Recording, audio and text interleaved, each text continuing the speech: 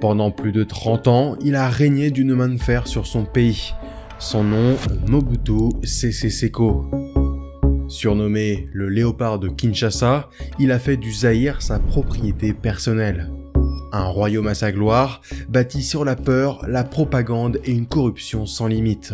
Mais Mobutu n'est pas né dictateur. Comment un enfant du système colonial est-il parvenu à s'imposer comme l'un des hommes les plus puissants d'Afrique ? Qui sont ceux qui l'ont soutenu, protégé, enrichi, parfois en fermant les yeux sur les pires horreurs ? Comment a-t-il transformé le Zaïre en rempart contre le communisme au cœur de la guerre froide ? Et surtout, pourquoi sa chute, loin d'être une libération pour le peuple congolais, a en vérité plongé le pays dans une spirale de violence qui marque encore l'Afrique centrale aujourd'hui ? Joseph Désiré Mobutu naît le 14 octobre 1930 au nord de ce qui est alors le Congo belge. Depuis la fin du 19e siècle, les Européens se sont partagés la quasi-totalité du continent africain au travers de colonies. Mais à l'époque, le Congo n'est pas une colonie comme les autres. En fait, elle n'est pas la propriété d'un État, mais d'un homme, le roi des Belges Léopold II, qui en fait sa possession personnelle en 1885. Et Léopold II n'a qu'un seul but, exploiter au maximum la région sans égard pour ses habitants. En s'appuyant sur des compagnies de mercenaires, Léopold II fait du Congo un véritable enfer. La violence y est omniprésente. Pendant des décennies, des dizaines de milliers de Congolais sont brisés, mutilés et tués pour le commerce du caoutchouc et de l'ivoire. Lorsque Léopold II meurt en 1909, l'État belge découvre l'ampleur du désastre et décide de reprendre le contrôle sur la colonie. Les mercenaires disparaissent alors pour laisser place aux administrateurs coloniaux belges. Mais si sur le papier le système change, dans les faits, la situation reste quasi identique. C'est dans ce système que voit le jour Mobutu. Son nom, Mobutu, signifie littéralement « poussière », comme un rappel permanent de sa place supposée dans l'ordre colonial. Né d'un père inconnu, il appartient aux bandits, une des 250 ethnies que compte la colonie. Grâce à la femme belge qui emploie son beau-père, le jeune Mobutu apprend à lire et à écrire le français. Après ça, il erre pendant plusieurs années avant d'entrer dans une école de missionnaires. Mais son mauvais caractère lui vaut rapidement d'être exclu. Sa vie bascule une première fois en 1950, lorsqu'il est enrôlé dans la force publique, l'armée coloniale belge. Il vit alors une véritable révélation. Là-bas, il apprend à obéir, mais aussi et surtout à diriger et à manœuvrer dans ce système colonial. Travailleur, intelligent et très à l'aise avec les autorités belges, il gravit rapidement les échelons. En 1955, il devient sergent, le grade le plus élevé accessible pour un Congolais. Pourtant, un an après, Mobutu quitte l'armée coloniale. Il passe un brevet de secrétaire comptable et commence une carrière de journaliste, où il travaille pour des journaux favorables aux colons. Quand aujourd'hui, par exemple, je prends position sur un problème bien déterminé, tous mes lecteurs sont d'accord avec moi. C'est dans ces années-là qu'il fait la rencontre qui va changer sa vie. Patrice Lumumba. Pour comprendre qui il est, il faut savoir une chose. Dans la colonie belge, seule une petite minorité de Congolais ont accès aux études universitaires. On les appelait alors par un terme paternaliste les évolués. Quelques centaines de Congolais jugés suffisamment doués par les colons belges pour occuper des postes importants. Et Patrice Lumumba est l'un d'eux. Formé dans le système colonial, il a été envoyé en Belgique où il a pu découvrir le syndicalisme et surtout les mouvements anticolonialistes et communistes. Car pour replacer le contexte, à la fin de la Seconde Guerre mondiale, tous les grands empires coloniaux vacillent. L'heure est à la décolonisation. Les Congolais, dont une partie a combattu pendant la guerre et qui a vu ses ressources servir à l'effort de guerre, estiment avoir aussi le droit à s'émanciper de la Belgique. D'ailleurs, pour l'anecdote, dans ces ressources, il y avait l'uranium qui a permis aux Américains de fabriquer leur première bombe atomique. Quand il rentre au Congo, Lumumba est désormais certain d'une chose, l'indépendance n'est plus un rêve inaccessible. Dans les années 50, plusieurs des évolués commencent donc à s'organiser politiquement. Patrice Lumumba fonde le MNC, le Mouvement National Congolais, et devient le principal visage de la lutte pour l'indépendance. C'est à ce moment qu'il fait la rencontre de Mobutu, et très vite, les deux hommes deviennent amis, malgré certaines divergences déjà évidentes. Lumumba est proche du communisme et farouchement anti-impérialiste, alors que Mobutu est lui, on le verra après, quelqu'un de beaucoup plus pragmatique. À la fin des années 50, la situation au Congo belge devient explosive. Une crise économique frappe la colonie, et les tensions sociales dégénèrent en violentes émeutes comme à Léopoldville en 1959, qui poussent de nombreux colons à rentrer en métropole. C'est dans ce contexte que la Belgique ouvre début 1960 les négociations pour accorder l'indépendance à la colonie. Lors des différentes rencontres qui se déroulent à Bruxelles entre les autorités belges et les représentants indépendantistes congolais menés par Lumumba, Mobutu est présent. Mobutu, désormais âgé de 29 ans, est entre-temps devenu le plus proche conseiller de Lumumba. Les deux hommes assistent à ce que tant de Congolais ont attendu. Les Belges acceptent d'accorder l'indépendance au Congo à condition que le pays garde de solides liens politiques et économiques avec la métropole. Mobutu ne le sait pas encore, mais sa vie s'apprête de nouveau à basculer.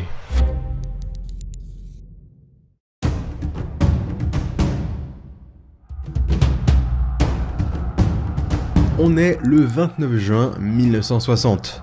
Ce jour-là, le roi des Belges Baudouin atterrit à Léopoldville pour participer aux célébrations de l'indépendance. Il est accueilli par Joseph Kasavubu, qui vient d'être élu premier président de la République démocratique du Congo, et par Lumumba, qui a été nommé Premier ministre. Le lendemain, le roi Baudouin tient un discours devant une assemblée congolaise. Un discours paternaliste dans lequel il salue le génie de Léopold II et rappelle les bienfaits de la colonisation. L'indépendance du Congo constitue l'aboutissement de l'œuvre conçue par le génie du roi Léopold II. Mais quand vient le tour de Lumumba de prendre la parole, le ton change radicalement. Il ne prend aucune pincette. Alors que le roi parlait d'un Congo construit par la Belgique, Lumumba voit en ces mots la négation de 8 décennies de souffrance. Il rappelle l'oppression coloniale, les violences, l'humiliation et les décennies de domination. C'est un discours historique qui va inspirer de nombreuses luttes coloniales à travers le globe. Ni les Congolais dignes de ce nom ne pourra jamais oublier cependant que c'est par la lutte qu'il a été conquise. Sauf que voilà, ce n'est pas parce que le pays devient indépendant que tous les problèmes disparaissent instantanément. Bien au contraire. Le tout jeune État congolais est plus que fragile. La majorité des membres du gouvernement n'ont jamais été formés pour gérer un pays, surtout de cette taille avec une population aussi diverse et avec d'immenses richesses. Mais en plus, les deux hommes à la tête de l'État ne s'entendent pas. Tandis que Kasavubu est un modéré, qui est prêt à faire des compromis avec la Belgique, Lumumba, lui, soutient une indépendance totale, quitte à rechercher l'appui de l'Union soviétique pour s'affranchir des Belges. Et sans surprise, il ne faut pas attendre longtemps pour que la situation dégénère. Quelques semaines après l'indépendance, les soldats congolais se mutinent contre leurs officiers, qui eux sont restés belges. Étant l'un des rares à avoir une expérience militaire, Mobutu est alors promu dans l'urgence au grade de colonel et nommé chef d'état-major par Lumumba. Il espère comme ça que Mobutu va réussir à rétablir l'ordre et dans le même temps sauver la jeune démocratie congolaise. Ce dernier a réussi à ramener l'ordre au prix d'une violente répression. Mais très vite, un autre événement met le feu aux poudres. Au sud-est du pays, la province du Katanga, l'une des plus riches en minerais, décide de faire sécession. À la tête de la rébellion, Moïse Tsombe, un autre évolué, resté proche des milieux d'affaires belges et qui ne souhaite pas s'envoler les gisements miniers du Katanga. En quelques semaines, l'indépendance tant espérée se transforme en une sanglante guerre civile. Un chaos directement hérité du système colonial, dans lequel chacun tente désormais de tirer profit du désordre. Et c'est justement au milieu de ce chaos que notre Joseph Désiré Mobutu va tirer son épingle du jeu.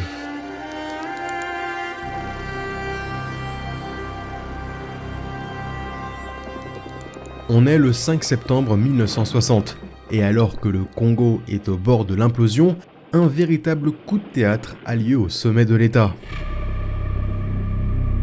Le président Kasavubu accuse Patrice Lumumba de dérive autoritaire et de comploter avec l'Union soviétique. C'est alors que Mobutu entre en scène. Il fait arrêter son ancien camarade et le fait placer en résidence surveillée. Lumumba est mis hors jeu. Dans la foulée, Mobutu neutralise les institutions et installe un gouvernement de technocrates sous le contrôle de l'armée. Mais problème, le leader indépendantiste reste extrêmement populaire. Et pour Mobutu, comme pour ses soutiens occidentaux, il devient un danger. Le 27 novembre, Lumumba tente de s'enfuir pour rejoindre ses partisans. Mais il est rattrapé par les hommes de Mobutu, torturé et exposé à la foule comme un criminel. Après plusieurs semaines de détention, décision est prise de le transférer chez son pire ennemi, Moïse Tsombe, ce qui, de fait, est une façon de signer son arrêt de mort. Lumumba est donc transféré au Katanga le 17 janvier 1961. Officiellement, Lumumba aurait tenté de fuir à son arrivée et aurait fini tué dans la brousse par des villageois en colère. Mais en réalité, Lumumba est exécuté par des séparatistes katangais dès son arrivée en présence d'officiers belges. Son corps est ensuite découpé et dissous dans l'acide. Seule une dent conservée par un officier belge servira de preuve pour sa mort. Même s'il n'était pas directement présent, l'assassinat de Lumumba n'aurait pas été possible sans l'aide d'un homme, Joseph Désiré Mobutu. Mais en plus de ce dernier, cette élimination sert également les intérêts d'une autre puissance étrangère, les États-Unis. Oui, j'en ai pas encore parlé, mais vous le savez, dans ce genre d'affaires, ils ne sont jamais bien loin. Depuis l'indépendance, les États-Unis surveillent de près ce qui se passe au Congo. Contexte de guerre froide oblige, Washington craignait que Lumumba, jugé trop proche de Moscou, ne transforme le Congo en un deuxième Vietnam au cœur de l'Afrique. C'est pourquoi il fallait s'en débarrasser. La CIA avait d'ailleurs déjà tenté de l'assassiner par le passé, mais sans succès. C'est pourquoi, depuis déjà un certain temps, la CIA avait noué des liens avec Mobutu. Pour les services américains, il est vu comme un anticommuniste fiable et facilement contrôlable. Mais si Lumumba a été dissous, il reste toujours le président Kasavubu. Beaucoup plus modéré que Lumumba, il reste perçu par les Américains comme trop faible. Et ça, dans un pays en guerre civile, c'est pas terrible. Ça serait à nouveau prendre le risque que le pays ne bascule dans le camp soviétique. Alors, tous les espoirs reposent donc sur Mobutu, et les Américains vont lui donner toutes les cartes pour réussir. Grâce à une aide militaire et financière américaine et belge, il peut moderniser son armée et écraser une autre rébellion.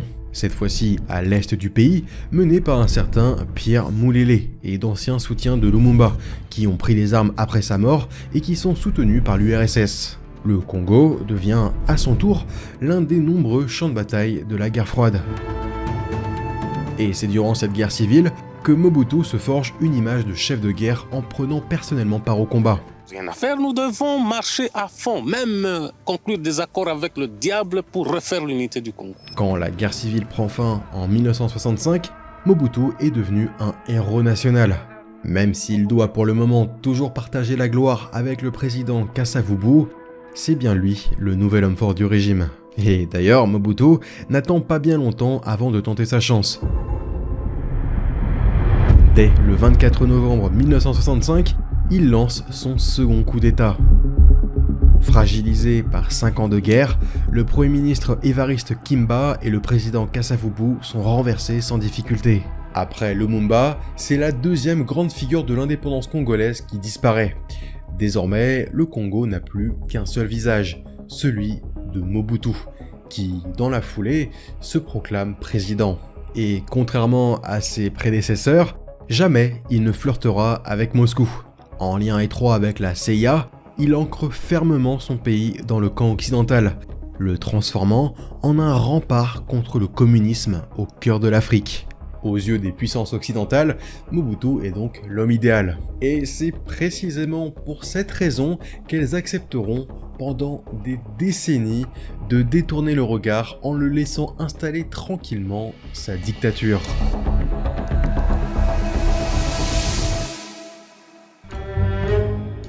quand Mobutu prend le pouvoir, il a un problème. En fait, il sait très bien que s'il est là, c'est grâce au soutien de l'Occident. Mais quand on est censé incarner un pays qui vient tout juste de s'émanciper, eh bien, de l'Occident, ça fait un peu tâche. Alors pour ça, il va tout faire pour tenter de rompre avec l'héritage colonial. Du moins, en apparence. Première étape, tout renommer. À commencer par le pays lui-même avec le Congo qui devient le Zaïre, histoire d'effacer le nom donné par les colons belges. Plusieurs villes sont aussi renommées, comme la capitale Léopoldville, nommée en l'honneur du roi Léopold II, qui devient Kinshasa. Le fleuve Congo est lui aussi renommé Zaïre, et la monnaie nationale devient aussi le Zaïre. Il ordonne aussi la fin des noms chrétiens. Mobutu lui-même change de nom. Oublié Joseph Désiré Mobutu, place à Mobutu Sese Seko, qui signifie celui qui ne meurt jamais. Enfin, ça c'est la version courte. Car la version longue qu'il a choisie, c'est moi, Mobutu Sese Seko Kuku Mbendu Wazabanga. Mobutu Sese Seko Kuku Mbanda Wazabanga, le guerrier tout-puissant et éternel qui laisse le feu derrière lui et à qui rien ne résiste. En toute simplicité. Oui, vous allez voir, avec Mobutu, on fait pas vraiment dans la dentelle, hein, on est vraiment sur le cliché du dictateur. Dans la foulée, il se proclame président fondateur. Et comme tout bon dictateur, il se choisit un surnom. Ce sera le léopard de Kinshasa. Pourquoi un léopard? Eh bien parce que selon la propagande du régime, Mobutu aurait tué un léopard à l'âge de 10 ans armé avec une simple lance. Bon, que ce soit vrai ou faux, peu importe, hein, le mythe est martelé par le régime et devient rapidement le seul récit valable.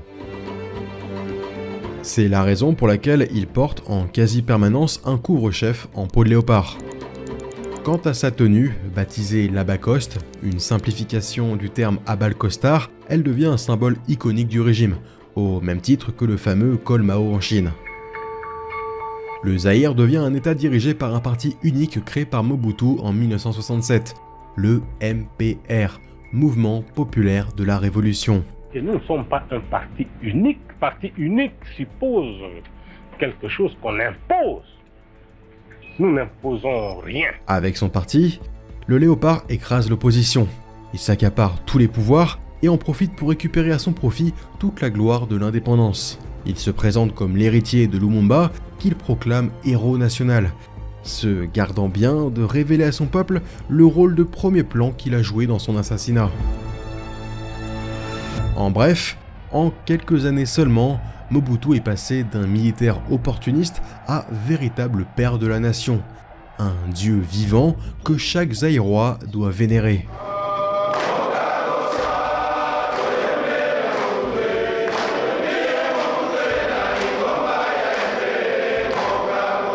Mais tout le monde n'est pas dupe, et Mobutu a de nombreux opposants, dont il va se charger de faire taire tout au long de son règne. Dès sa prise de pouvoir en 1966, profitant du week-end de la Pentecôte, Mobutu fait arrêter l'ancien Premier ministre Évariste Kimba et 3 de ses anciens ministres. Le lendemain, devant une foule de 300 000 personnes, les 4 hommes sont pendus devant un public déchaîné.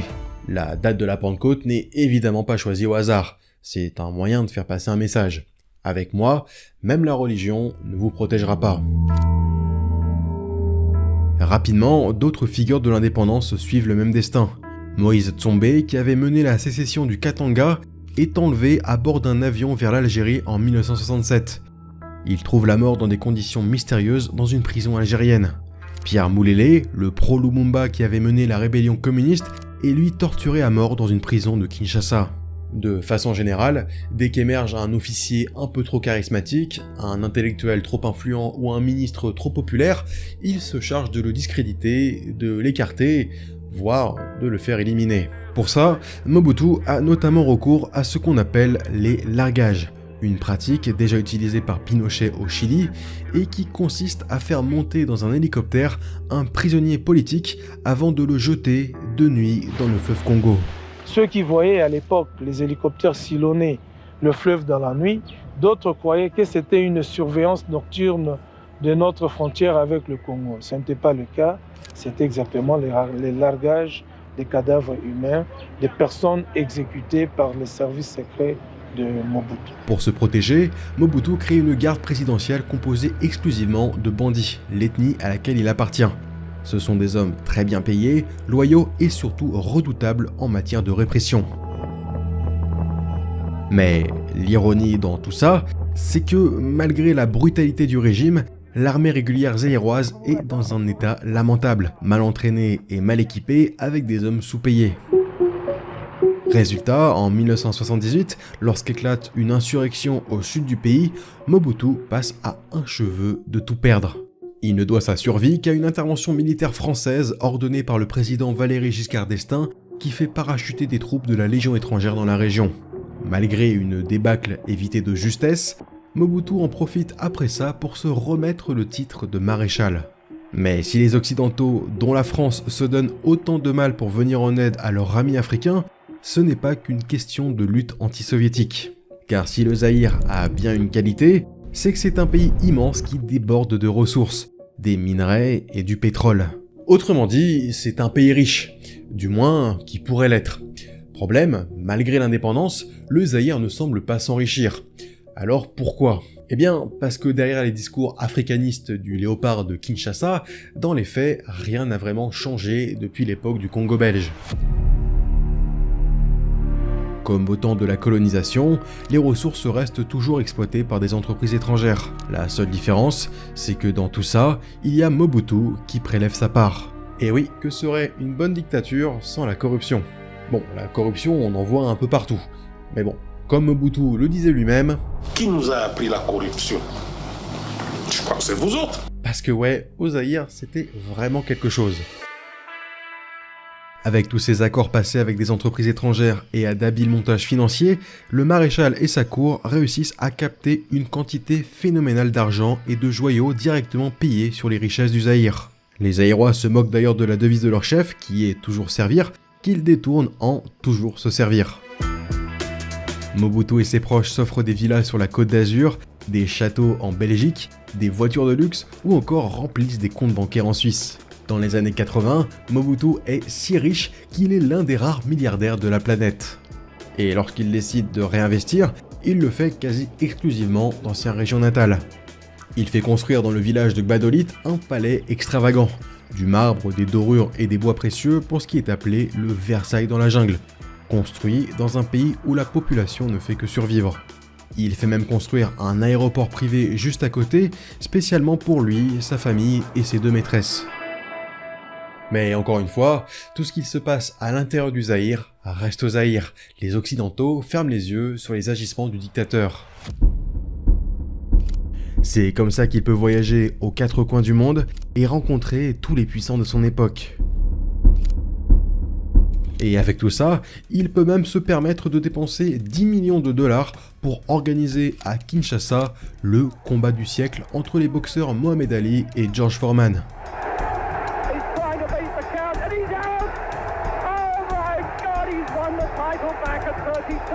Et ça, juste pour son autopromo. Mais voilà, combien de temps un tel système peut-il tenir? Car au fond, qu'est-ce qui fait tenir Mobutu? C'est son talent, son aura, son armée? Non, c'est ceux qui veulent bien le laisser en place car ils le trouvent utile. Mais ce que Mobutu n'avait sans doute pas prévu, c'est que ses amis n'allaient bientôt plus avoir besoin de lui.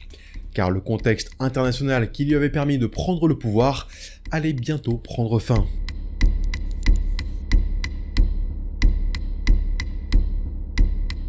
Depuis 1965, le contrat était clair. En échange d'un anticommunisme sans faille, Mobutu pouvait tout se permettre. Et c'est ce qui se passe. Pendant 25 ans, les États-Unis ferment les yeux.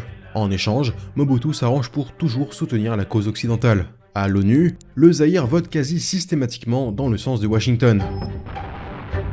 Sur le terrain, les troupes zaïroises servent de supplétifs dans tous les conflits en Afrique liés à la guerre froide. Comme par exemple pendant la guerre civile angolaise où ils combattent la milice communiste du MPLA. Pour les Américains, Mobutu n'est peut-être pas l'homme le plus fréquentable, mais il est utile. Et on l'a vu, c'est justement ça qui lui permet d'être intégré dans le petit club des puissants. Sauf que tout ça reposait sur une condition, la guerre froide. Or, au tournant des années 90, l'ordre du monde bascule. Le mur de Berlin vient de tomber, le rideau de fer se disloque, les dictatures du bloc de l'Est tombent les unes après les autres, et même les régimes communistes les plus durs, comme l'URSS et la Chine, sont obligés de se convertir au libre marché. En d'autres termes, la guerre froide et le conflit idéologique qu'elle représentait est terminé. Soudain, Mobutu devient un problème. Comment continuer à soutenir un dictateur aussi brutal quand on se proclame, comme le font les États-Unis, les champions du monde libre, alors qu'en plus, il n'y a plus de menaces soviétiques à brandir. Résultat, en 1990, les États-Unis suspendent une partie de leur aide au Zaïre. Au même moment, le prix du cuivre, l'une des principales ressources du pays, s'effondre et ses exportations avec. Le pays plonge alors dans une grave crise économique. Sous pression des Occidentaux et de son peuple, le Léopard est obligé de lâcher du lest. Horrifié de la façon dont a fini son ami roumain Ceausescu, il se décide à autoriser d'autres partis politiques. J'ai estimé, seul devant ma conscience, de tenter de nouveau l'expérience du pluralisme politique dans notre pays, avec à la base le principe de la liberté pour chaque citoyen d'adhérer à la formation politique de son choix. Mais alors qu'on aurait pu penser que le Zaïre allait enfin pouvoir emprunter la voie de la démocratie, dans les faits, rien ne change vraiment. Mais malgré une légère démocratisation du Zaïre, Mobutu garde son pouvoir d'une main de fer. Une des raisons est que la décision d'autoriser d'autres partis politiques fait que ce sont plus de 200 partis qui sont créés en quelques mois, avec chacun leurs revendications en fonction de leurs opinions ou de leurs origines ethniques. Donc, même si elle existe, l'opposition zaïroise est très divisée. Mais force est de reconnaître que le système Mobutu est à bout de souffle. En septembre 91, les soldats zaïrois sous-payés se mutinent à Kinshasa et sèment le chaos dans toute la ville. Le 16 février 1992, 1 million de Zaïrois manifestent contre le maréchal, malgré la répression qui fait des dizaines de morts. L'année suivante, c'est au tour de ses vieux amis américains de le lâcher. En 1993, Bill Clinton est élu président des États-Unis et entend bien tourner la page Mobutu. Game, set, match, it's over. We will have a new president of the United States. Clinton décide de condamner publiquement les agissements du dictateur, il lui impose des sanctions économiques et lui demande de quitter le pouvoir. Mr. Mobutu should resign or should go into exile. That is, in fact, for the people of Zaire to decide. Mais voilà, malgré ça, Mobutu semble indéboulonnable. Comme si le seul capable de le chasser du pouvoir, c'était lui-même, ou plutôt son propre corps. Car à 65 ans, le dictateur est rattrapé par la maladie. Les médecins viennent de lui diagnostiquer un cancer de la prostate. Mobutu, qui s'affaiblit de jour en jour, ne peut plus lutter comme avant pour la sauvegarde de son régime. Retranché dans son palais de Gbadolite, le vieux Léopard s'isole de plus en plus. Se sachant condamné, il organise ses dernières fêtes avec sa cour qui vit coupée des réalités, et qui pense encore pouvoir échapper à leur sort grâce aux richesses captées sur le dos de la population zaïroise. Enfin, ça c'est ce qu'il pense, car contrairement à ce qu'a martelé la propagande pendant 3 décennies, le Léopard n'est pas éternel. Fin 1996, Mobutu part en Suisse pour subir une opération pour son cancer. Au même moment, profitant de l'absence du maréchal, ses opposants passent à l'action. À l'est du pays, un certain Laurent Désiré Kabila, un ancien soutien de Lumumba et opposant de longue date de Mobutu, forme l'AFDL, l'Alliance des Forces démocratiques pour la libération du Congo. Kabila parvient à rallier à lui non seulement une partie de l'armée et de la population zaïroise, mais aussi d'autres pays comme le Rwanda et l'Ouganda. Pour les États-Unis, l'occasion est trop belle. Le président Clinton abandonne toute forme de soutien à Mobutu et offre son soutien à Kabila, à condition qu'il assure l'ordre et organise des élections libres. C'est le début de la guerre de libération. En novembre 1996, l'est du pays s'embrase lorsque Kabila et ses hommes lancent son offensive en direction de Kinshasa. L'armée de Mobutu, mal entraînée et sous-payée, prend rapidement la fuite. De retour au pays après sa convalescence, Mobutu tente de redresser la situation à son avantage, mais sans succès. Malgré la répression toujours aussi sanglante, des milliers de Zaïrois défilent dans les rues. Sur le front, il ne faut que 6 mois pour que le régime de Mobutu ne s'effondre comme un château de cartes. Le maréchal n'a alors pas d'autre choix que de négocier avec Kabila, en présence de Nelson Mandela venu servir en tant qu'arbitre. Mais ces négociations ne mènent à rien et la guerre reprend de plus belle. Dos au mur, le dictateur choisit la fuite. Le 16 mai 1997, il monte à bord de son avion personnel direction son palais de Gbadolit. Madame, Monsieur, bonjour. Les événements se précipitent donc au Zaïre. Les troupes rebelles ont fait leur entrée ce matin dans la capitale, Kinshasa. Le lendemain, les rebelles s'emparent de Kinshasa. Immédiatement, Kabila se proclame président de la nouvelle République démocratique du Congo. Pendant ce temps, toujours pourchassé, Mobutu s'exile quelques jours plus tard au Togo, puis vers le Maroc, à bord d'un avion criblé de balles. Gravement malade, il passe ses derniers mois entre le Maroc et des hôpitaux français. Le 7 septembre 1997, Mobutu Sese Seko meurt à Rabat à 66 ans. Pour le meilleur et surtout pour le pire, Mobutu fait partie des grandes figures de l'Afrique post-coloniale. Formé par les Belges, porté par l'indépendance du Congo, puis inspiré par des figures comme Lumumba, il choisit très vite une autre voie, celle de la trahison et de l'égoïsme pour se forger son propre destin. Pendant plus de 3 décennies, Mobutu est le seul homme fort du Congo où il incarne un rôle de rempart contre le communisme. Un rôle qui lui offre un passe-droit exceptionnel, celui de pouvoir installer une dictature personnelle, corrompue et d'une brutalité extrême aux yeux de tous sans être inquiété, du moment que les Occidentaux y trouvaient leur compte. Mais une fois la guerre froide terminée et la menace soviétique évaporée, Mobutu n'était plus qu'un homme encombrant dont il fallait se débarrasser. Dans son sillage, le vieux léopard laisse un bilan accablant. Au-delà de la violence, des purges et des opposants assassinés, Mobutu a surtout hypothéqué l'avenir de son pays.